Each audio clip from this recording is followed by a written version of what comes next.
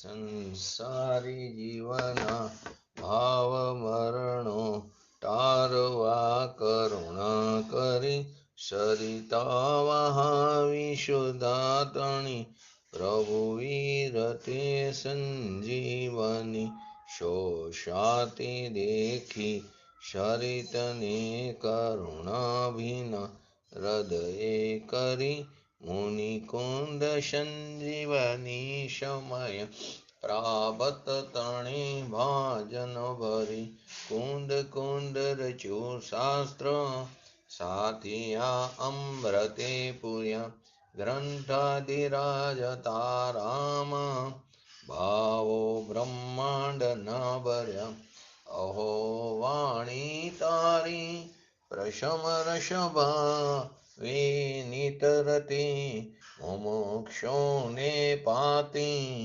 અમૃત રસ અંજલિ ભરી ભરી અનાદિની મૂર્છા વિષતણી ત્વરાથી ઉતરતી વિભાવેતી થંભે સ્વરૂપ ભણી દોડે પરિણતિ તુષે નિશ્ચય ગ્રંથ ભંગ સગરા વ્યવહારના ભેદવા તું પ્રજ્ઞાશીણી જ્ઞાનને ઉદયની સંધિ સહુ છેદવા સાથી સાધકનો તુભાનો જગનો સંદેશ મહાવીરનો વિસામો ભવક્લાંતના હૃદયનો તું પંથ મુક્તિ તણ સુણ્યે તને રસને બાંધ શિથિલતાય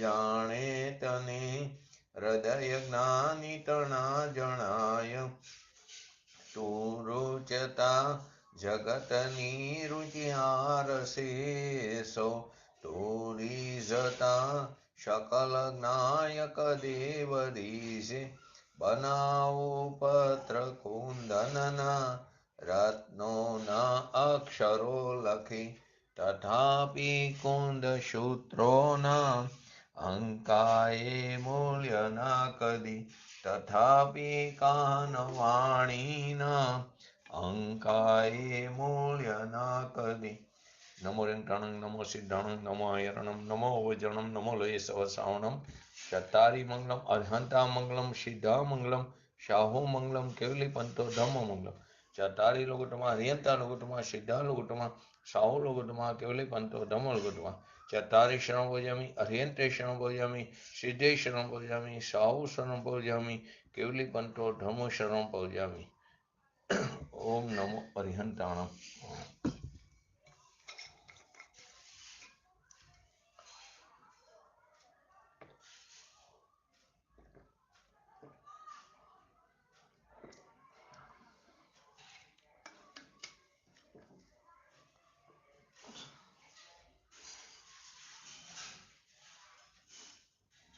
શ્રી સમયસરા ગ્રંથાધિરાજ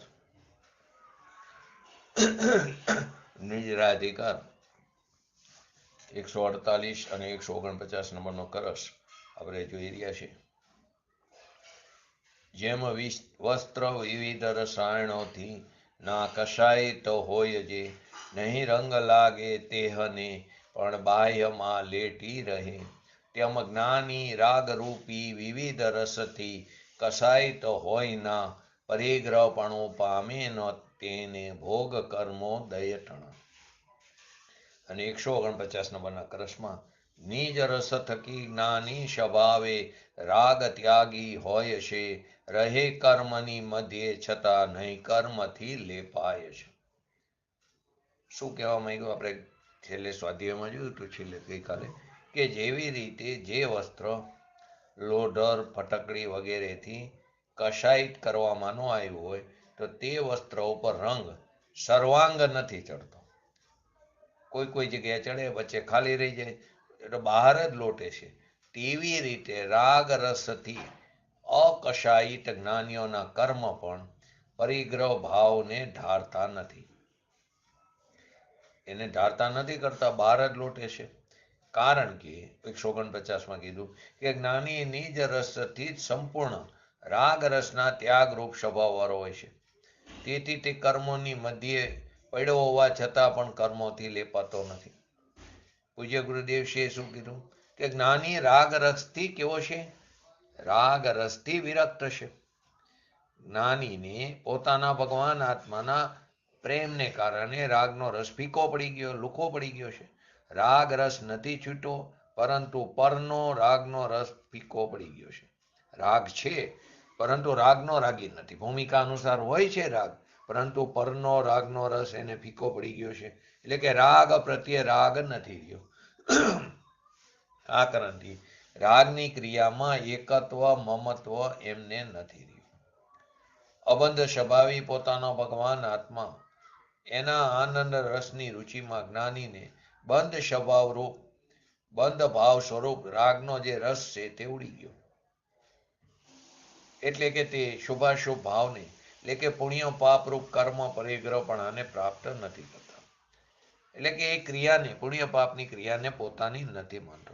હોય છે જ્ઞાનીને પણ વ્રત તપ દયા દાન ભક્તિ પૂજા આદિ, પરંતુ એમાં એમનું અહમપણું પોતાપણું નથી. આ કારણથી તે ક્રિયા પરિગ્રહ ભાવને પ્રાપ્ત નથી કરતી.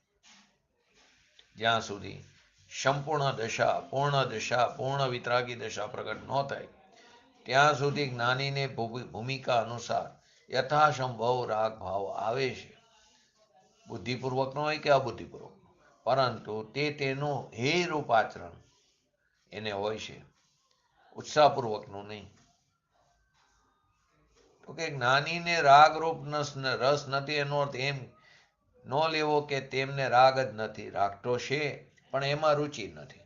જો રાગ જ ન રહ્યો હોય તો તે પૂર્ણ વિતરાગી અથવા સર્વજ્ઞ પરમાત્મા બની જવું જોઈએ, પરંતુ એમ તો થયું નથી. એટલે રાગનો રસ નથી એનો અર્થ એમ કે એમાં એકત્વ મમત્વ એમાં એમને હિત બુદ્ધિ નથી. તો કે જ્ઞાની કર્મોની મધ્ય પડ્યો હોવા છતાં પણ સર્વ કર્મોથી નિલિપ્ત રહેશે.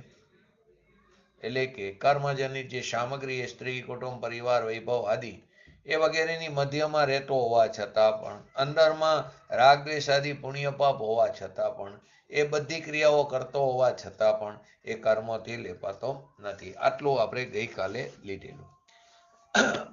પંડિત બનારસી દાસજીનું છંદની પણ આપણે થોડી ચર્ચા કરી હતી. જૈસે પિટકડી લોધ હરદે કી પુટ બિના શ્વેત વસ્ત્ર દારીએ મજીઠ રંગ નિરમે ભીગ્યો રહે ચિરકાલ સર્વથા ન હોય લાલ ભેદે નહીં અંતર સુપેદી રહે ચિરમે. તે છે આ દ્રષ્ટાંત હતું. તે છે સમકિતવંત રાગ દ્વેષ મોહ બિનું રહે નિશી વાસર પરિગ્રહ કી ભીર में પૂર્વ કર્મ હરે નૂતન નો બંધ કરે જાચે ન જગત સુખ રાચે ન શરીર में. જ્ઞાની જ્ઞાન મગ્ન રહે રાગાદિક મલ ખોઈ ચિત ઉદાસ કરની કરે કર્મ બંધ નહીં હોડ. એમાં એમ કહેવા માંગે છે પંડિત બનારસી દાસજી કે જેવી રીતે ફટકડી લોધર અને હળદરનો પૂટ દીધા વિના સફેદ વસ્ત્રને મજીઠ રંગમાં લાંબા સમય સુધી પલારી રાખ્યું હોવા છતાં પણ એના ભીનું રહેવા છતાં પણ એ પૂરેપૂરું લાલ નથી થતું. તેની મધ્યમાં ક્યાંય ને ક્યાંક સફેદાઈ રહી જાય છે. તેવી રીતે સમ્યક દ્રષ્ટિ ધર્માત્મા જીવ જો કે દિવસ રાત પરિગ્રહની વચ્ચે રહેશે. સમ્યક દ્રષ્ટિ હોય ધર્માત્મા ગ્રસ્ત દશામાં એ જીવ જો કે દિવસ રાત પરિગ્રહ વચ્ચે રહે તો પણ મોહ રાગ દ્વેષના અભાવને કારણે પૂર્વ સંચિત કર્મ જે છે બંધાયેલા એ કર્મ ઉદયમાં આવ્યા એની નિજરા કરે છે, નવીન બંધને રોકે છે. એ તો આપણે આગળ સિદ્ધાંતમાં આવી ગયું.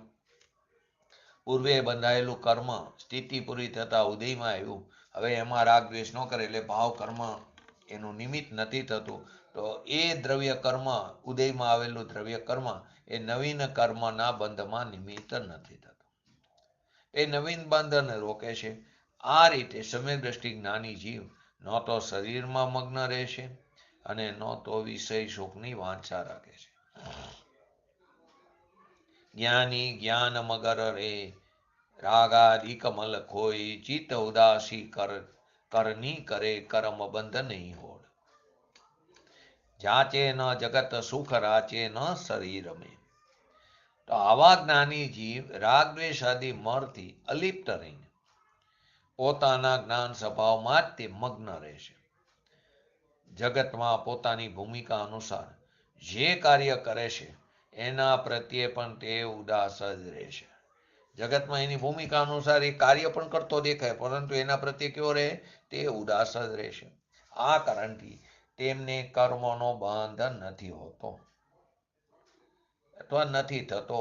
અલ્પ સ્થિતિ બંધ થાય, અનુભાગ બંધ થાય, એને ગૌણ કરીને તેમને કર્મનો બંધ નથી થતો.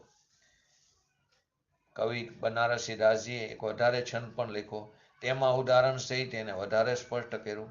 પરિગ્રહની ભીડમાં રહેવા છતાં પણ જ્ઞાની જીવ કેવી રીતે અલિપ્ત રહેશે અને કેવી રીતે કર્મબંધથી બચી જાય છે એ છંદને પણ જોઈ લઈ. जैसे काहू देश को बसैया बलवंत नर, जंगल में जाय मधु छता को कहतु है, वहां को लपटाई चौ और मधुमच्छिका पे कंबल की ओटसो अडिंकत रहतु है. तैसे दृष्टिदान समकीति शिव सत्ता को स्वरूप साधे, उदय की उपाधि को समाधि सी कहतु है. पहिरे सहज को सना मन में उच्छा, थाने सुख रा उद्वेग न लहतो है. જેવી રીતે કોઈ બળવાન માણસ જંગલમાં જઈને મધમાખીના મધપૂડાને તોડે, આ કારણે મધમાખીઓ તેના ઉપર ચારે તરફથી આક્રમણ પણ કરે, પણ કંબલ ઓઢી લેવાથી તે માણસ મધમાખીઓના ડંખથી બચી જાય છે. પેલી 4 લીટીમાં શું આવ્યું? જૈસે કાહુ દેશ કો બસૈયા બલવંત નર, બળવાન નર, जंगल में जाई मधु छत्ता की घातु है, वहां को लपटाई चहु और मधुमच्छिका पे, कंबल की ओटसो अडिंकत रहतु है. એવી રીતે હવે દ્રષ્ટાંતથી સિદ્ધાંત સમ્યક દ્રષ્ટિ જીવ પણ ઉદયની ઉપાધિઓથી ઘેરાયેલો હોવા છતાં શિવ સત્તાના સ્વરૂપને, પોતાના અખંડ સ્વરૂપને સાધે છે. મોક્ષ માર્ગની સાધના કરે, જાણે કે સમાધિમાં જ રહેશે. તેઓ સહજતાનું બખ્તર પહેરી રાખે છે, મનમાં અતિ ઉત્સાહિત રહેશે, કેમ કે અતિન્દ્રિય આનંદનો ભોગવટો થઈ રહ્યો છે. અતિન્દ્રિય આનંદના રસ્તામાં એ અડગ ઉભા રહે છે અને ઉદ્વેગ નથી કરતા. આ રીતે તેમને મોક્ષ માર્ગ સહજ જ સધાય છે. એટલે શું કીધું?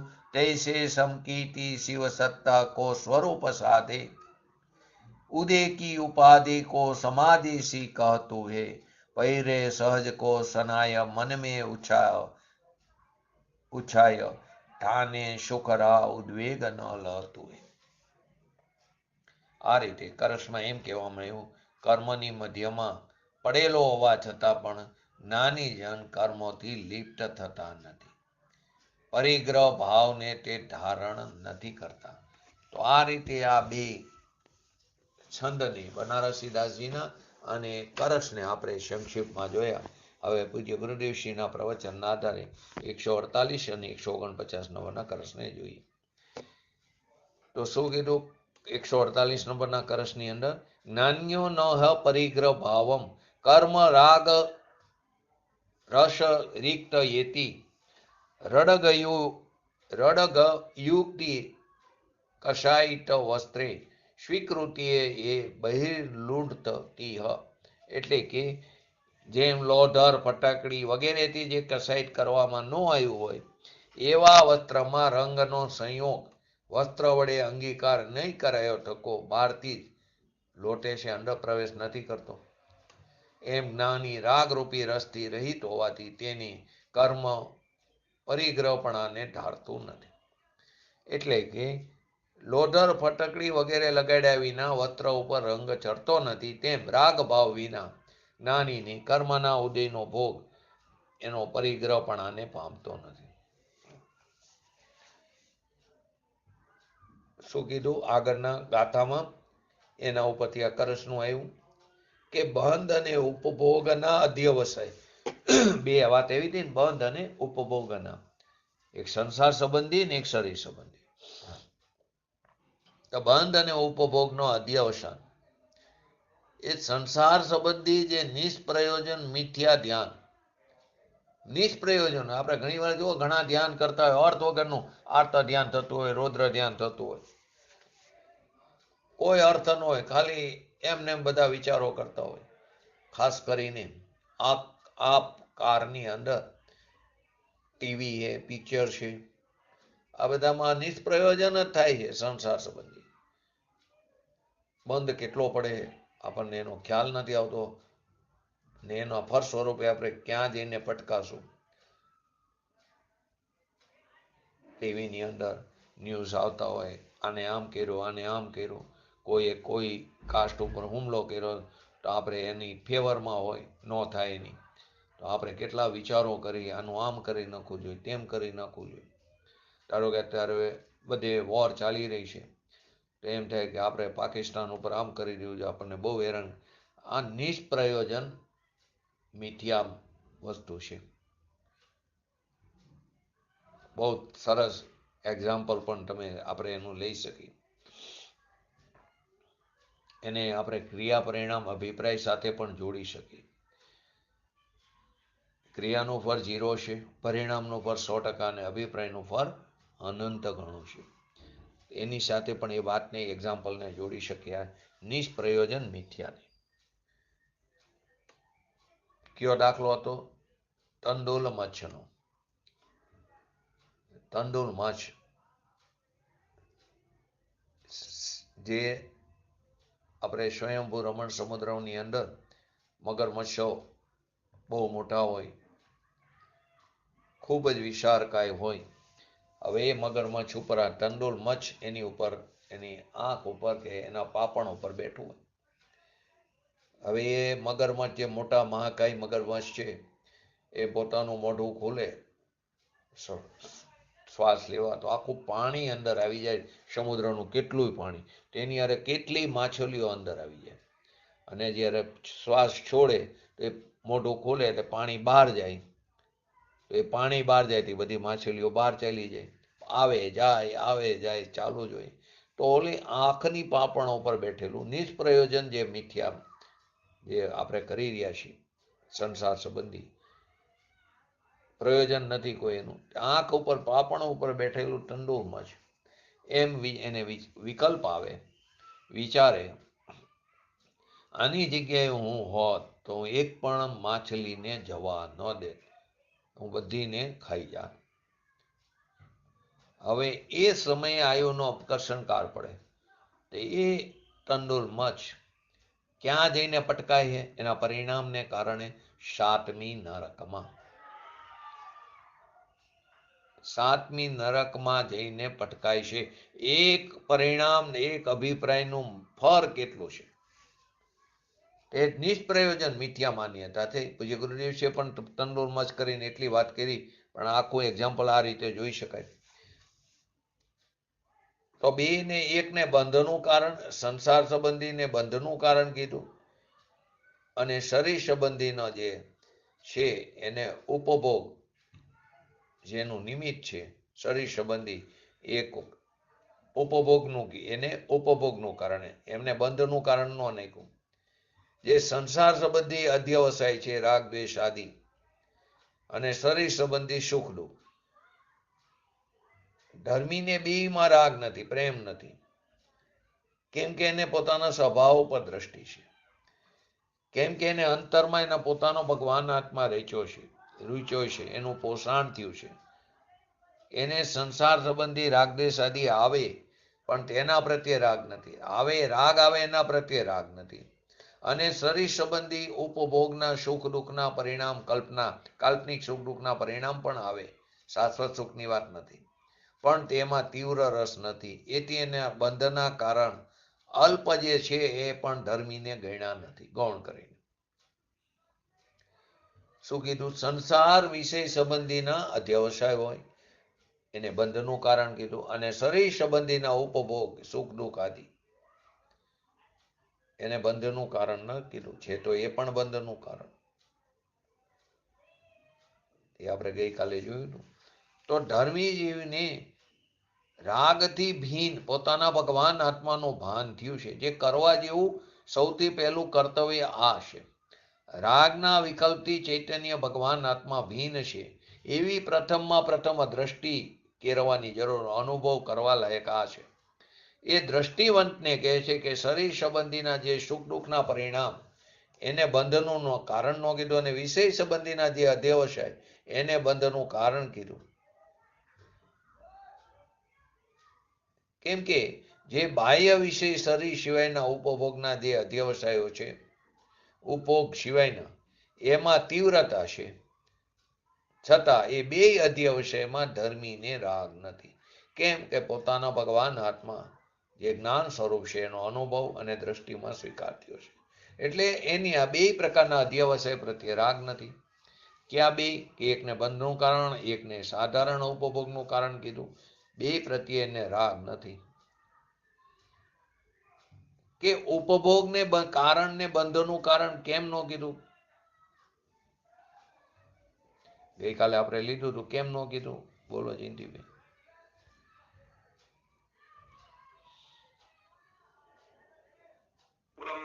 રાગ જે ચિકાસ છે એના હિસાબે જ બંધ છે. એક કર્તા તરીકે લીધું ને એક ભોગતા તરીકે લીધું. કે જે ઉપભોગ છે, ઉપભોગ તો જ્ઞાનીને પણ હોય, પરંતુ એ ઉપભોગ પ્રત્યે એને રાગ નથી. અહીં જ્ઞાનીની વાત છે, ઓલાને અહીંયા કર્તૃત્વપણાની વાત છે, અહીં ભોગતાપણાની વાત છે. જ્ઞાનીને તો બંને પ્રકાર, એટલે કે એકે ઓલામાં એને તો રાગ છે નહીં, પરંતુ ઓલો ભોગવવાનો જે વિકલ્પ છે એના પ્રત્યે જ્ઞાનીને રાગ અને પ્રેમ નથી, રુચિ ઉડી ગયો છે. કેમ કે એને પોતાના ભગવાન આત્મા દ્રષ્ટિમાં આવ્યો છે.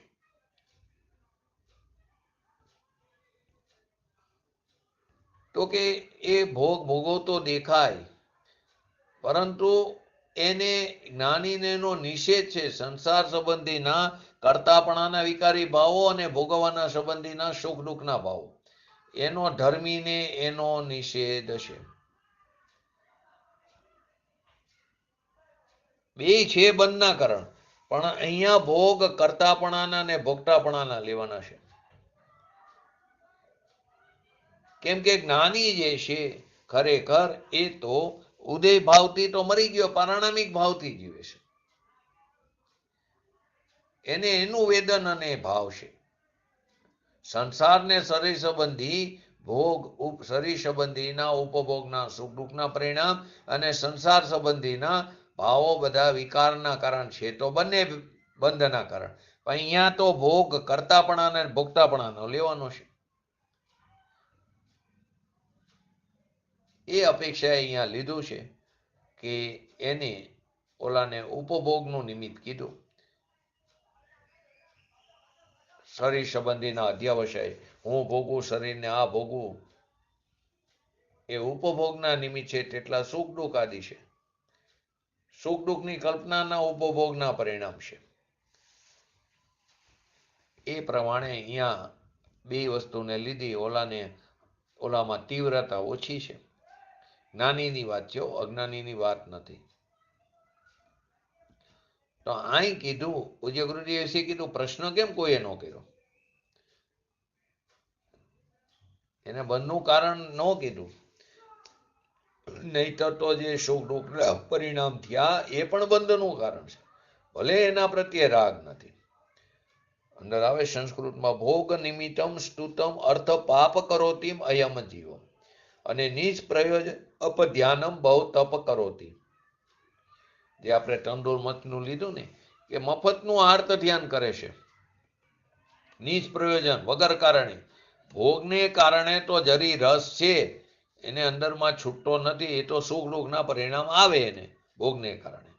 પણ નિષ્પ્રયોજન જે રાગ અને દ્વેષ કરે છે, સંસારના, રરવાના વગેરે, એ નિષ્પ્રયોજન, એ અધ્યવસાનને બંધના કારણ કીધા છે. તો બે અધ્યવસાય, પણ એક અધ્યવસાન પ્રત્યે બંધનું કારણ કીધું અને બીજાને સુખ દુઃખના પરિણામ કહીને એને મર્યાદામાં મૂકી દીધા. બાકી તો સુખ દુઃખના પરિણામ અને સંસાર સંબંધી આર્ત ધ્યાન રુદ્ર ધ્યાનના પરિણામ એ બે પ્રત્યે ધર્મીને રાગ તો નથી. અહીં આપણે 148 નંબરના કરસની અંદર આ લોઢર ફટકડી વગેરેથી વસ્ત્ર રંગાયેલું નથી. એવા વસ્ત્રમાં રંગનો સંયોગ એટલે કે વસ્ત્ર વડે અંગીકાર નહીં કરાયો ઠકો હોવાથી રંગ ચડતો નથી. એટલે કે આ ફટકડી વગેરેથી જે કસાઈ કરવામાં ન આવ્યું હોય, એટલે કે એ લોઢર ને ફટકડીના રંગથી વસ્ત્ર, લોઢર અને ફટકડીના રંગથી વસ્ત્ર રંગાયેલું ન હોય એવા વસ્ત્રમાં રંગનો સંયોગ થતો નથી. એ વસ્ત્રને રંગ લાગતો નથી. બહારથી જ લોટે છે, વસ્ત્રની બહાર જ એ રંગ લોટે છે. કેમ કે ફટકડી અને લોઢરનો રંગ નથી ચડ્યો, માટે તેને બીજા રંગ અંદર પેસતા નથી. બહાર જ લોટે, અંદર પ્રવેશ કરતો નથી. વસ્ત્રમાં એ રંગ પેસતો નથી. એમ જ્ઞાની રાગ રસ રિક્ત થયા કર્મ પરિગ્રહ ભાવ નહીં ઇતિ. પ્રથમમાં પ્રથમ પોતાના ભગવાન આત્મા જે શુદ્ધ ચિદ ઘન સ્વરૂપ છે એની દ્રષ્ટિ કરવી જોઈએ. એ કર્તવ્ય છે. જેને ધર્મ કરવો હોય, જેને સુખી થવું હોય, જેને પંચ પરાવર્તનથી ઠાક લાગ્યો હોય, જેને 84 લાખ યોનિઓમાં ભટકવાનું બંધ કરવું હોય, એના માટેની વાત છે. રખડે છે અનાદિથી, આપણે તો અનાદિકાળથી રખડતા આવ્યા છીએ. માટે જેને ધર્મ કરવો હોય એને પ્રથમમાં પ્રથમ જે ચૈતન્ય ઘન પોતાનો ભગવાન આત્મા છે એને રાગથી ભીન સૌથી પહેલો જાણવો જોઈએ. આચાર્ય ભગવાન કહે છે, સારી ચીજ એના તરફ તો તું અંદર દ્રષ્ટિ કર. તું બીજાને જોવામાં રોકાઈ ગયો, હંમેશા ક્યાં કરી? પર ઉપર દ્રષ્ટિ કરી. આપણે ઘણી વાર એક્ઝામ્પલ લીધું હોય, બસમાં બેઠા હોય તો કે વિન્ડોની સીટ ઉપર કેમ? બારીની સીટ કે બહારનું જોવું છે. ફ્લાઇટમાં બેસવા હોય તો કે બારી વિન્ડો સીટ જોઈ, કેમ? તો કે બહારનું દેખાય. ટ્રેનમાં બેઠા હોય તો વિન્ડો સીટ, કેમ? તો કે બહારનું દેખાય. અંદર ક્યારેય દ્રષ્ટિ કરતા, તો એક દેશી દ્રષ્ટાંત છે, અંદર દ્રષ્ટિ કરતા નથી. આપણે હંમેશા સ્વની અધિકાય વિસ્મયતા કરી નથી, પરની અધિકાયને વિસ્મયતામાં રોકાઈ ગયા છીએ. બીજાને જોવા રોકાઈ ગયો, અને એ જોવા રોકાઈ ગયો તો આપણા ઉપર દ્રષ્ટિ થઈ નહીં, આપણને જોયો નહીં. જેનો ક્યારે વિરહ નથી એને જોયો નહીં. આપણે પરને જોવામાં રોકાઈ ગયા કે આ રૂપારું છે, આ કારું છે, આ મિષ્ટાન સારું છે, આ મિષ્ટાન સારું નથી, આ પ્રતિમાજી વિતરાગ પ્રતિમાજી ખૂબ સારી, આ તીર્થક્ષેત્ર ખૂબ સારું, આ અહીંયા લીલી છમ લીલોતરી ખૂબ સારી. અને એ જ વખતે જો આયુનો અપકર્ષણ કાર પડ્યો તો ત્યાં વનસ્પતિ કાય જીવમાં જઈને પટકાશું. આનો ક્યારેય વિચાર કર્યો નથી. જ્ઞાન ત્યાં જોવા રોકાઈ ગયું, એટલે કે આત્મા તરફ દ્રષ્ટિ કરીને તો પર તરફ દ્રષ્ટિ કરવામાં આપણે રોકાઈ ગયા. પણ જેનું જ્ઞાન છે તેને જોવા રોકાણો નહીં. બીજી રીતે કહી તો બહિરંગમાં એનો ઉપયોગ કર્યો પણ અંતરંગમાં ઉપયોગ ન થયો. શરૂઆતમાં કરવા જેવું આ સૌથી પહેલું આ એ અંતરંગમાં ઉપયોગ કરવાનો. જેને ધર્મ કરવો હોય એની વાત છે. અહીંયા કહે કે જેને લોઢર ફટકડીના રંગ નથી ચડ્યા એ વસ્ત્રને રંગ લાગતા નથી, એટલે કે વસ્ત્રમાં રંગ પ્રવેશ કરતો નથી. એટલે કે જેને રાગથી ભીન પોતાનો ભગવાન આત્મા જેને જણાવો છે, જેને પોતાના ચૈતન્ય મૂર્તિ ભગવાન આત્મા ઉપર દ્રષ્ટિ થઈ છે, એ જ્ઞાની રાગરૂપ રસથી રહિત હોવાથી જે રીતે વસ્તુના ભાવમાં, એટલે કે એ વસ્તુના ભાવમાં એને રાગ નથી, જેવી રીતે ફટકડીનો રંગ નથી, ફટકડીનો જેમ રંગ નથી ચડ્યો, એટલે કે ફટકડીમાં ડુબાવેલું નથી વસ્ત્ર, તે વસ્ત્રને રંગ ચડતો નથી. એમ જેને આ રાગ ભાવમાં રાગ નથી, રાગ છે પણ રાગ ભાવમાં રાગ નથી, તેને કર્મ પરિગ્રહ, એટલે કે કર્મ મારું છે એવું એને થતું નથી. કર્મ પરિગ્રહ ભાવપણાને તે ધારતો નથી. કેમ કે જ્ઞાની રાગરૂપ રસથી રહિતો છે. ધર્મી કોને કીધું? કે જેને રાગનો રસ છૂટી ગયો છે, આનંદનો રસ જેને જાગ્યો છે. એ અતિન્દ્રિય આનંદના રસમાં, એ અતિન્દ્રિય આનંદના રસના પ્રેમમાં ધર્મીને રાગાદીના ભાવમાં રસ રંગાતો નથી. જ્યાં એકત્વ બુદ્ધિના ભૂકા થઈ ગયા છે, તૂટી ગઈ છે, એને રાગનો રંગ ચડતો નથી. સ્વભાવના રંગ જેને ચડ્યા છે એને રાગનો રંગ ચડતો નથી. જેને પોતાના ભગવાન આત્માનો રસ ચાખ્યો છે એને રાગનો રસ આવતો નથી. એ કર્મ પરિગ્રહપણાને ઢાળતું નથી. કેમ કે એને પોતાના જ્ઞાયક ભાવ એ પરિગ્રહપણાને પામ્યો છે. એટલે કે પોતાનો જ્ઞાયક ભાવ જેને પરિગ્રહ એટલે કે સમસ્ત પ્રકારે દ્રષ્ટિમાં લીધો છે, એવા ધર્મીને રાગના પરિણામમાં રસ ચડતો નથી. એ રાગના પરિણામમાં રંગાતો નથી. કર્મ એટલે પુણ્ય પાપના પરિણામ એ મારા, એ પુણ્ય પાપના પરિણામ એ પરિગ્રહ નામ પોતાપણે એ પામતો નથી. એ એની મમતા એટલે કે મારા છે તેમ જ્ઞાનીને હોતું નથી, થતું નથી. મારું તો પોતાનો ભગવાન આત્મા શુદ્ધ ચૈતન્ય સ્વરૂપ એ મારું છે ને એનું અંતરમાં એને ભાન થયું છે. એને રાગનો રસ ચડ્યો નથી, ચડતો નથી.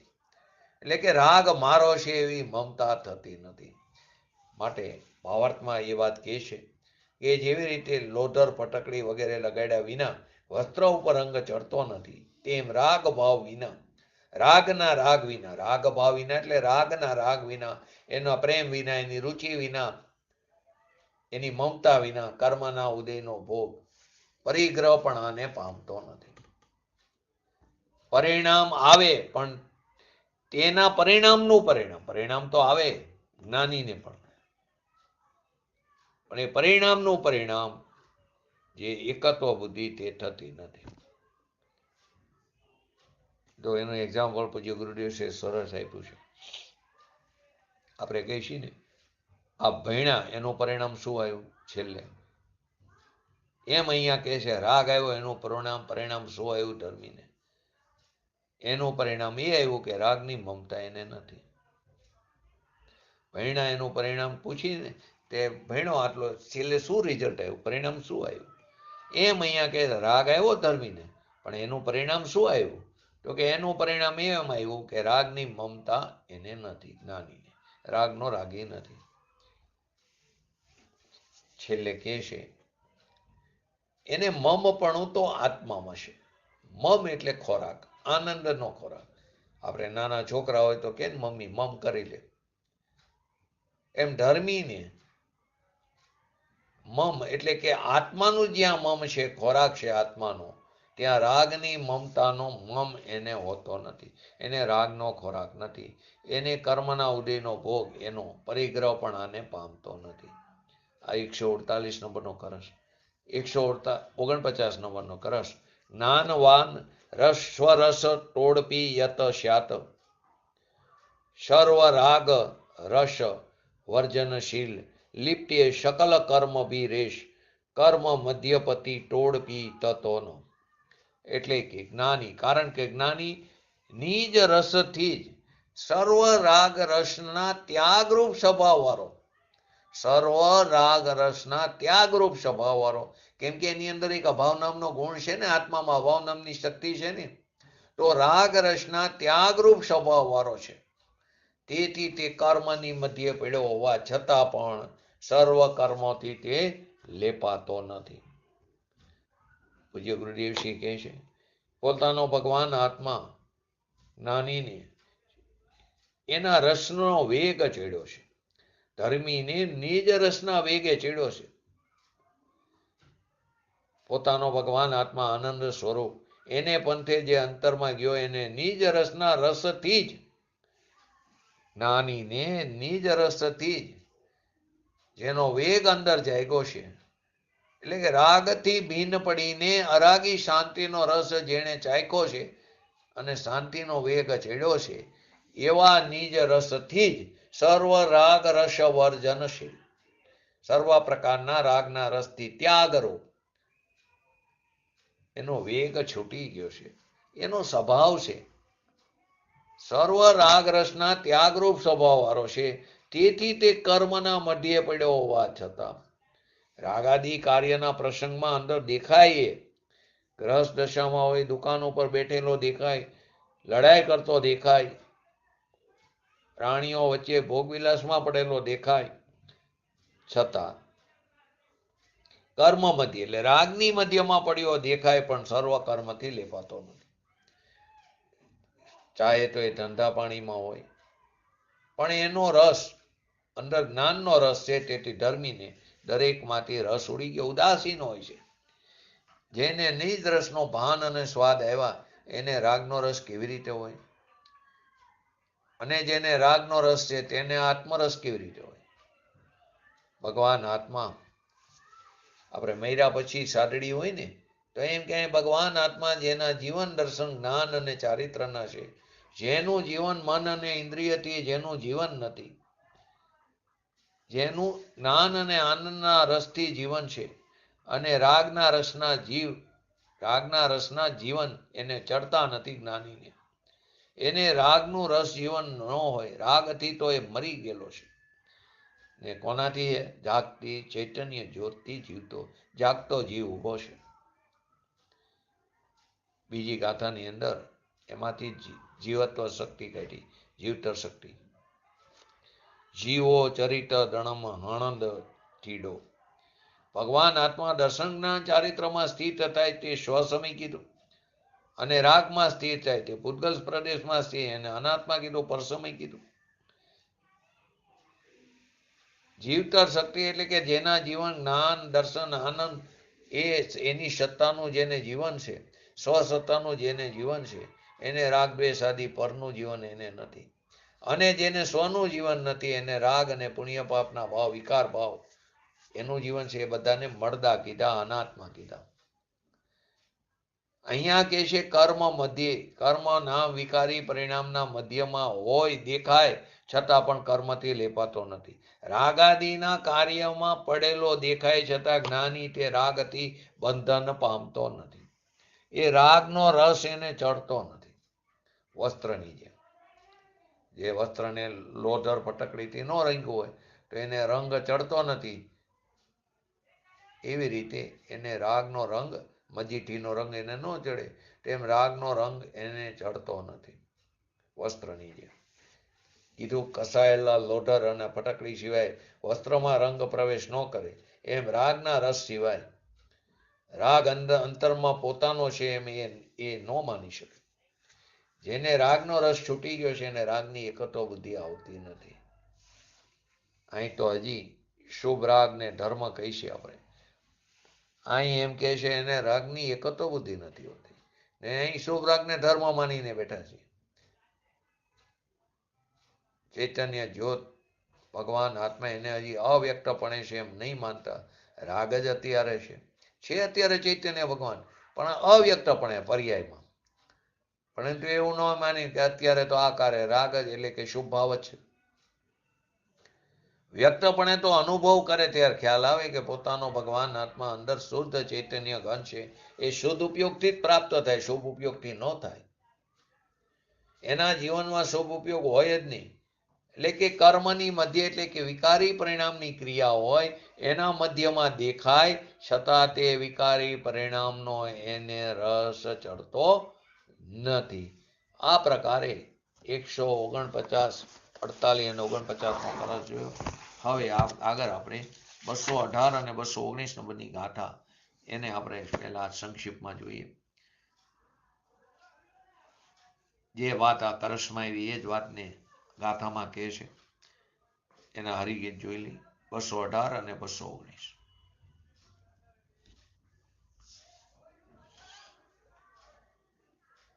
છો સર્વ દ્રવ્યો રાગ વર્જક, જ્ઞાની કર્મની મધ્યમાં, પણ રજ થકી લેપાય નહીં, જેમ કનક કદર મધ્યમમ. પણ સર્વ દ્રવ્ય રાગશીલ, અજ્ઞાની કર્મની મધ્યમમ, એ કર્મ જ લેપાય છે, જેમ લોહ કદર મધ્યમમ. આચાર્ય ભગવંતે બહુ બે એક્ઝામ્પલથી સરસ રીતે આ વાતને સમજાવી છે કે જેવી રીતે સોનું કનક આવ્યું ને શબ્દ પહેલા 218 જેવી રીતે સોનું કાદવમાં પડેલું હોવા છતાં પણ કાદવથી જ લેપાતું નથી, તેવી રીતે સર્વ દ્રવ્યો પ્રત્યે રાગ છોડનારો જ્ઞાની કર્મની મધ્યે પડેલો હોવા છતાં રહેલો હોવા છતાં પણ કર્મ રજથી લેપાતો નથી. જો પહેલી કાંટામાં સર્વ દ્રવ્ય રાગ વર્જક જ્ઞાની કર્મની મધ્યમાં પણ રજ થકી લેપાય ને જેમ કનક કદર્મ મધ્યમાં. એટલે કે સોનું કાદવમાં પડ્યું હોવા છતાં પણ કાદવથી લેપાતું નથી, તેવી રીતે સર્વ દ્રવ્યો પ્રત્યે રાગ છોડનારો જ્ઞાની કર્મની મધ્યમાં રહેલો હોવા છતાં પણ કર્મ રજથી લેપાતો નથી. પછી બીજું દ્રષ્ટાંત કે જેવી રીતે કાદવમાં પડેલું સોનું કાદવથી લેપાઈ જાય છે, એટલે કે એને કાટ લાગે છે, તેવી રીતે સર્વ દ્રવ્યો પ્રત્યે રાગી અને કર્મ રજની મધ્યમાં રહેલો અજ્ઞાની કર્મ રજથી લેપાય છે. પણ સર્વ દ્રવ્ય રાગશીલ અજ્ઞાની કર્મની મધ્યમાં તે કર્મ રજ લેપાય છે, જેમ લો કદર્મ મધ્યમાં. અહીં કાદવમાં પડેલા સોના અને લોખંડનું ઉદાહરણ આપી જ્ઞાની અને અજ્ઞાનીની પરિણીતિ અને તેનું ફળ બતાવવામાં આવ્યું છે આચાર્ય ભગવાન દ્વારા. આત્મખ્યાતિમાં અંદર આચાર્ય અમરચંદ્ર દેવે આ વાતને દોરાવીને શું કીધું કે જેવી રીતે પોતાના અલેપ સ્વભાવથી કાદવને કારણે કંઈ થતું નથી, સોનાનો જ એવો અલેપ સ્વભાવ છે, જે રીતે પોતાના અલેપ સ્વભાવથી કાદવમાં પડેલું સોનું કાદવથી ખરડાતું નથી, તેવી જ રીતે સર્વ પદ્રવ્યો પ્રત્યે થનારા રાગનો ત્યાગ સ્વભાવી અલેપ સ્વભાવ વાળો હોવાથી જ્ઞાની કર્મોની મધ્ય હોવા છતાં પણ કર્મોથી ખરડાતો નથી. એનો સ્વભાવ છે અભાવ. રાગનો ત્યાગ સ્વભાવ એ અભાવ છે, રાગનો ત્યાગ સ્વભાવ છે. તેવી જ રીતે પોતાના લેપ સ્વભાવને કારણે કાદવને કારણે નહીં, લોખંડનો જ એવો લેપ સ્વભાવ છે, તો પોતાના લેપ સ્વભાવને કારણે કાદવમાં પડેલું લોખંડ કાદવથી ખરડાઈ જાય છે. તેવી જ રીતે સર્વ પદ્રવ્યો પ્રત્યે થવાવાળા રાગનો ગ્રહણ સ્વભાવી એટલે અજ્ઞાની લેપ સ્વભાવ વાળો હોવાથી અજ્ઞાની કર્મોની મધ્યે રહ્યો થકો કર્મોથી લેપાય છે. પોતાની ભૂલ છે, પોતાને કારણે લેપાય છે. પૂજ્ય ગુરુદેવશ્રી સ્પષ્ટ કરે છે આ વાતને કે પદ્રવ્ય પ્રત્યે કરવા સિદ્ધાંત શું છે, પદ્રવ્ય પ્રત્યે કરવામાં આવતા રાગના ત્યાગનું સ્વભાવ પણ હોવાથી પદ્રવ્ય પ્રત્યે કરવામાં આવતા રાગના ત્યાગ રૂપ સ્વભાવ પણ હોવાથી જ્ઞાની રાગને ગ્રહણ કરતો નથી, પરંતુ રાગને પોતાના જ્ઞાનનું જ્ઞેય માત્ર બનાવી છે, પોતાના જ્ઞાનનું જ્ઞેય બનાવે છે, જ્ઞેય માત્ર બનાવી પરજ્ઞેય રૂપે કેવળ જાણે છે. એ રાગના ત્યાગરૂપ સ્વભાવ પણ એને હોય છે જ્ઞાની, એને કારણે રાગને ગ્રહણ નથી કરતો, પણ રાગને પોતાના જ્ઞાનનું જ્ઞેય માત્ર બનાવીને પરજ્ઞેય રૂપે જાણે છે કેવળ. જ્ઞાની પોતામાં ઉત્પન્ન થયેલા રાગમાં ભૂમિકા અનુસાર પોતામાં ચારિત્રની નબળાઈને કારણે પુરુષાર્થની નબળાઈને કારણે અસ્થિરતાનો જે રાગ થયો એ પોતામાં ઉત્પન્ન થયેલા રાગમાં લિપ્ત થઈને રાગને નથી જાણતો, પરંતુ પોતાનામાં જ રહીને એટલે કે જ્ઞાન જ્ઞેયનિષ્ઠ નથી બનતું, પરંતુ પોતામાં જ રહીને રાગમાં નથી જતા, રાગમાં લિપ્ત નથી થતો. એ રાગને જાણે છે પોતામાં, પોતાની સત્તામાં રહીને, પોતાનો સ્વચતુષ્યમાં રહીને, તો પોતામાં જ રહી રાગને સ્પર્શ કર્યા વિના જ એને માત્ર જાણે છે. આપણે થાંભલાનું એક્ઝામ્પલ વારંવાર આપી, તો થાંભલાને જાણવા જાય જ્ઞાન તો થાંભલો ચેતન બની જાય ને આપણે જડ બની જાય. તો જ્ઞાન ત્યાં પરજ્ઞેયનિષ્ઠ નથી બનતું, જ્ઞાનમાં રહીને થાંભલા સંબંધીના જ્ઞાનને જાણે, પોતાની સ્વસત્તામાં રહીને પોતાની મર્યાદાનું ઉલ્લંઘન નથી કરતું. અહીં પણ એ જ કે જ્ઞાની પોતામાં ઉત્પન્ન થયેલા રાગમાં પોતાની જ પર્યાયમાં પોતાની જ અશુદ્ધ પર્યાય છે, એ રાગમાં લિપ્ત થઈને રાગને નથી જાણતો, પરંતુ પોતામાં જ રહીને રાગને સ્પર્શ કર્યા વિના જ તેને જાણે છે. જ્ઞાનીને જે રાગરૂપ વ્યવહાર હોય છે એને તો તે કેવળ જ્ઞાતા દ્રષ્ટા ભાવથી જાણે છે, કશું કરતો નથી. જ્ઞાનીને જે રાગરૂપ વ્યવહાર હોય છે, હોય ભક્તિનો હોય, પૂજાનો હોય, ભગવાનના દર્શનનો હોય, પઠન પાઠનનો હોય, ચિંતવનનો હોય, તે બધો રાગરૂપ વ્યવહાર એને કેવળ જ્ઞાતા દ્રષ્ટા ભાવથી જાણે, એ કશું કરતો નથી. જે થઈ રહ્યું છે એને માત્ર ને માત્ર જાણે છે. જ્યારે અજ્ઞાની આ શુભ રાગ સાધન છે, શુભથી શુદ્ધની પ્રાપ્તિ થાય, શરીર સાધન છે, વ્રત તપ ઉપવાસ આદિ શરીર સારું હોય તો થઈ શકે, એ શરીર સાધન છે. વાણી સાધન છે, એટલે કે પદ્રવ્ય સાધન છે. એવું પરથી એકત્વ માનનારો અજ્ઞાની વાસ્તવમાં એ અજ્ઞાની છે. પરથી એકત્વ માનવાવાળો વાસ્તવમાં અજ્ઞાની છે, અને તે કર્મની મધ્યમાં રહેતો ટકો કર્મથી લેપાય છે. અહીં કર્મની વચ્ચે રહેતો હોવાનો અર્થ એ થાય કે વ્રત તપ ભક્તિ વગેરે ક્રિયા કરતો ટકો અજ્ઞાની કર્મોથી બંધાય છે. એને કર્મની વચ્ચે રહેતો હોવાનો અર્થ છે.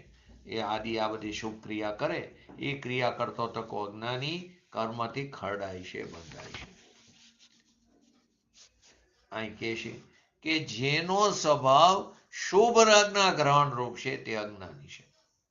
જેનો સ્વભાવ શુભ રાગના ગ્રહણ રૂપ છે તે અજ્ઞાની છે. અને અજ્ઞાનીને રાગના ગ્રહણ રૂપ સ્વભાવ છે, અને જ્ઞાનીને રાગના ત્યાગ રૂપ સ્વભાવ છે. આ બંને વચ્ચેનું મોટું અંતર છે, જ્ઞાની અને અજ્ઞાની વચ્ચે. શું કીધું? જે અજ્ઞાની કોને કીધું? કે જેનો સ્વભાવ શુભ રાગનું ગ્રહણ રૂપ છે, એટલે કે રાગનો ગ્રહણ રૂપ સ્વભાવ છે અજ્ઞાની, અને જ્ઞાનીને રાગનો ત્યાગ રૂપ સ્વભાવ છે. એમ કે છે જ્ઞાની શુભાશુભ પરિણામની વચ્ચે રહેતો, એટલે કે મધ્યે રહેતો હોવા છતાં પણ તેને કર્મબંધ નથી થતો. કારણ કે શુભાશુભના કારમાં પણ એની દ્રષ્ટિ તો પોતાના ભગવાન આત્મા ઉપર પડેલી છે. તેમજ અજ્ઞાની કર્મથી બંધાય છે, કારણ કે એની દ્રષ્ટિ શુભાશુભ ભાવો પર છે. શુભાશુભ પરિણામ જ હું છું એવી અજ્ઞાનીની પરિણામો પર દ્રષ્ટિ છે. આ કારણથી એ બંધાય છે. આવો જ્ઞાન અને અજ્ઞાનનો મહિમા છે. એના ઉપર જ 150 નંબરનું કરશ ની રચના થઈ. એ પછી લઈશું, પરંતુ આજે આપણે 218 અને 219 ઉપર થોડું પૂજ્ય ગુરુદેવશ્રીના પ્રવચનના આધારે થોડું જોઈ લઈએ, પછી લઈશું. જ્ઞાની જે સર્વ દ્રવ્યો પ્રત્યે રાગ છોડનારો છે, તે કર્મને મધ્યે રહ્યો હોય છતાં કર્મ રૂપી રજથી તે લેપાતો નથી. જેમ સોનું કાદવ મધ્યે રહેવું હોય તો પણ લેપાતું નથી. અને અજ્ઞાની જે સર્વ દ્રવ્યો પ્રત્યે રાગી છે, તે કર્મની મધ્યે રહ્યો થકો કર્મરજથી લેપાય છે. જેવી રીતે લોખંડ કાદવની મધ્યે રહ્યો થકો લેપાય છે, એટલે કે એને કાટ લાગે છે. એટલે શું કીધું? ટીકામાં કહે છે જેમ ખરેખર સુવર્ણ કાદવની મધ્ય પડ્યું હોય તો પણ કાદવથી લેપાતું નથી, એને કાટ લાગતો નથી, કારણ કે તે કાદવથી અલિપ્ત રહેવાનો સ્વભાવ વાળું છે. એનો સ્વભાવ છે અલિપ્ત રહેવાનો. કાદવમાં નથી લેપાતું એનો પોતાનો સ્વભાવ છે. તેવી રીતે ખરેખર જ્ઞાની કર્મની મધ્ય રહેતો હોવા છતાં પણ કર્મથી લેપાતો નથી. કેમ? કે સર્વપદ્રવ્ય પ્રત્યે કરવામાં આવતો જે રાગ, એના પ્રત્યે જે સર્વપદ્રવ્ય પ્રત્યે કરવામાં આવતો જે રાગ, તેના ત્યાગરૂપ સ્વભાવ પણ હોવાથી, એ જ્ઞાનીનો સ્વભાવ છે ત્યાગરૂપ સ્વભાવ. એને કારણે જ્ઞાની કર્મથી અલિપ્ત રહેવા વાળો સ્વભાવ વાળો છે. અને અજ્ઞાની જેમ લોખંડ કાદવને મધ્યે પડ્યું થકું કાદવથી લેપાય છે, એટલે કે એને કાટ લાગે, કારણ કે તે કાદવથી લેપાવાના સ્વભાવ વાળું છે લોખંડ. એ લોખંડનો સ્વભાવ છે. એવી રીતે ખરેખર અજ્ઞાની કર્મની મધ્યે રહે ટકો કર્મથી લેપાય છે. કેમ? કે સર્વદ્રવ્ય પ્રત્યે કરવામાં આવતો જે રાગ, એનું ગ્રહણ પણ એનામાં છે. એ ગ્રહણરૂપ સ્વભાવ વાળો હોવાથી અજ્ઞાની કર્મથી લેપાવાના સ્વભાવ વાળો છે. ઓલાનો ત્યાગરૂપ છે જ્ઞાનીનો, આ ગ્રહણરૂપ છે. એટલે કીધું જેમ કાદવમાં પડેલા સુવર્ણને કાટ લાગતો નથી, અને લોખંડને કાટ લાગે એમ કર્મની મધ્યમાં રહેલો જ્ઞાની કર્મથી બંધાતો નથી, અજ્ઞાની કર્મથી બંધાય. એ જ્ઞાન અને અજ્ઞાનનો મહિમા કહેવામાં આવ્યો. આના ઉપર પૂજ્ય બેનશ્રીના વચનામૃતમાં એક બોલ છે, કંચનને કાટ ન હોય, અગ્નિને ઉદય ન હોય.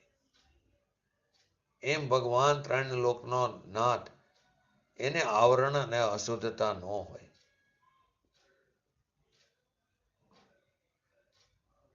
પરંતુ આપણે બહારની વસ્તુમાં એટલા બધા અટવાયેલા છે, આ વસ્તુ ઉપર દ્રષ્ટિ જતી નથી. માટે અહીં સુવર્ણ અને લોખંડનું એક્ઝામ્પલ આપીને કીધું કે સુવર્ણ ખરેખર કાદવની મધ્ય પીડ્યું હોય, જેવી રીતે કમળ હે જલ કમલ ન્યાયવત. જલની અંદર કમળ હોય તે જલથી લેપાતું નથી, ભીનું થતું નથી. તો એનો સ્વભાવ છે અલિપ્ત રહેવાનો. તો સુવર્ણ ખરેખર કાદવ વચ્ચે ચારેકોર કાદવ અને વચ્ચે સોનું હોય તો પણ કાદવથી લેપાતું નથી, એને જંક લાગતો નથી, કાટ લાગતો નથી. કેમ કે કાદવથી અલિપ્ત રહેવાનો સ્વભાવ છે. સોનાનો સ્વભાવ જ કાદવથી અલિપ્ત રહેવાનો છે. તેવી રીતે ખરેખર જ્ઞાની રાગાદિના કાર્ય અને શરીરાદિના કાર્યની બે અધ્યવસાય આગળથી ચાલ્યા હોય છે, મધ્ય રહ્યો હોય તો પણ કર્મથી લેપાતો નથી. એ રાગથી તેને લેપ નથી લાગતો. કોને? જેને પોતાના શુદ્ધ ચૈતન્ય સ્વભાવની દ્રષ્ટિ થઈ છે. એ કર્મથી લેપાતો નથી, કર્મની મધ્ય રહેતો હોવા છતાં. કર્મ એટલે અહીં શુભાશુભ ભાવની વાત છે, ભાવ કર્મ. એ શુભાશુભ ભાવની મધ્યમાં પડેલો દેખાય છતાં અંદર એને લેપ નથી. એને કેમ સર્વ દ્રવ્ય પ્રત્યે કરવામાં આવતો રાગ કેમ લેપાતો નથી? કેમ કે એના ત્યાગરૂપ સ્વભાવ પણ હોવાથી. ત્રણ લોકનો નાથ તીર્થંકર ભગવાન પણ પદ્રવ્ય છે. એના પ્રત્યે કરવામાં આવતો રાગ, એનો પણ એને ત્યાગપણો સ્વભાવ પણ હોવાથી, રાગના અભાવનો સ્વભાવ પણ હોવાથી, રાગનો અભાવ સ્વભાવ એટલે કે ભગવાન જ આત્મા રાગના અભાવ સ્વભાવ વાળું તત્વ હોવાથી, સોનાને જેમ અલિપ્ત રહેવાનો સ્વભાવ છે, એમ ભગવાન આત્મા જેને રાગનો લેપ ન લાગે એવો એનો સ્વભાવ છે. હવે એની જગ્યાએ આપણે વ્રત કરો, તપસ્યા કરો, ઉપવાસ કરો, નવકાર ગણો, આનું પૂર્વી સંપ્રદાયમાં આવે નવકાર મંત્રને આડાવરા ગણો, એટલે કે ધ્યાન સ્થિર ભટકે નહીં, સ્થિર રહે. પેલા ક્રમમાં ગણે, પછી પેલા આયરણ્યમ લે કાં તો ઉવજ્જાયણમ લે, એને આનુપૂર્વી કે.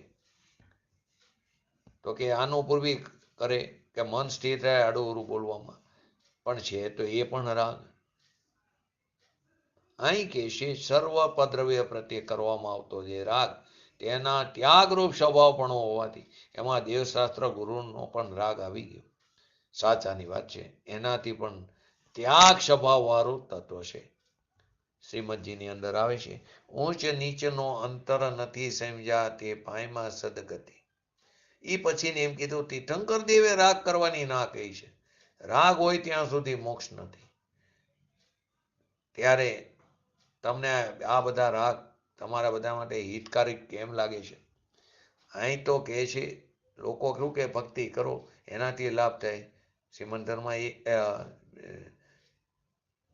શ્રીમદજીની અંદર એક વર્ગ એવો છે કે ભક્તિ કરવાથી, તો કે ભક્તિ કરવી અને એના રાગથી લાભ માને એની તો ના પાડે છે. તીર્થંકર દેવે રાગ કરવાની ના કહી છે એવું શ્રીમદજી કહે છે. રાગ હોય ત્યાં સુધી મોક્ષ નથી. તો આ બધો તને રાગ તમને બધાને હિતકારી કેમ થશે? દેવગુરુ શાસ્ત્ર એમ કે છે કે અમારા પ્રત્યેનો રાગ તને લાભ કેવી રીતે કરશે? અહિત કરશે. તો જે વિતરાગ માર્ગ છે એના પર પ્રત્યેના રાગથી લાભ થાય એ માન્યતા જ એનામાં મિથ્યાત્વ રૂપ છે. વિતરાગ માર્ગ છે એમાં ચડેલો જીવ એને તો રાગ નથી, પરંતુ જેને હજી એ માર્ગની ખબર નથી એને પર પ્રત્યેના રાગથી લાભ થાય એ માન્યતા એની મિથ્યાત્વ છે. કેમ કે સર્વ પદ્રવ્ય પ્રત્યે કરવામાં આવતો જે રાગ તેનો ત્યાગ રૂપ સ્વભાવ, એનો અભાવ સ્વભાવ રૂપ સ્વભાવ છે. કેમ કે આત્મામાં એક અભાવ નામનો ગુણ છે. રાગના અભાવ સ્વભાવ રૂપે થવું એવો એનો ગુણ છે. 47 શક્તિમાં 34 નંબરની શક્તિ. એ કર્મને રાગ રહી થાય એ એને લઈને નહીં, એને લઈને અભાવ નથી, એની અંદર એક અભાવ નામનો ગુણ છે. એથી એને કર્મને રાગના અભાવ સ્વભાવ રૂપે થઈને પરિણમે છે. અભાવ ગુણને લઈને 6 શક્તિ છે ને, ભાવ અભાવ, ભાવ શક્તિ, અભાવ શક્તિ, ભાવ અભાવ શક્તિ, અભાવ ભાવ શક્તિ, ભાવ ભાવ શક્તિ અને અભાવ ભાવ શક્તિ. બીજી એક ભાવ શક્તિ પણ છે. આની વિશેષ ચર્ચા કાલે સ્વાધ્યાય નહીં રહે, પરમ દિવસે આપણે આની વિશેષ ચર્ચા એ 6 શક્તિની પણ કરશું થોડી, અને પછી આગળ આમાં આપણે આ ગાથા ઉપર પૂજ્ય ગુરુ ઋષિના પ્રવચનને સમજીને 150 નંબરના કરસ ઉપર જશું. તો આપણે પણ આપણા ભગવાન આત્માને ઓળખી જાણી અને શીઘ્ર ને શીઘ્ર એની પ્રતીતિ કરી એવી પરમ વિરલ ભાવના સાથે આજનો હેતુ પૂરો કરો. જય જિનેન્દ્ર. જીનવાણી સ્તુતિ. शादवाद नय षट द्रव्य गुण पर्याय और प्रमाण का जड़ कर्म चेतन बंध कायरु कर्म के अवसान का कह कर स्वरूप यथार्थ जग का जो किया उपकार है उसके लिए जिनवाणी मात को वंदना शत बार है, वंदना शत बार है.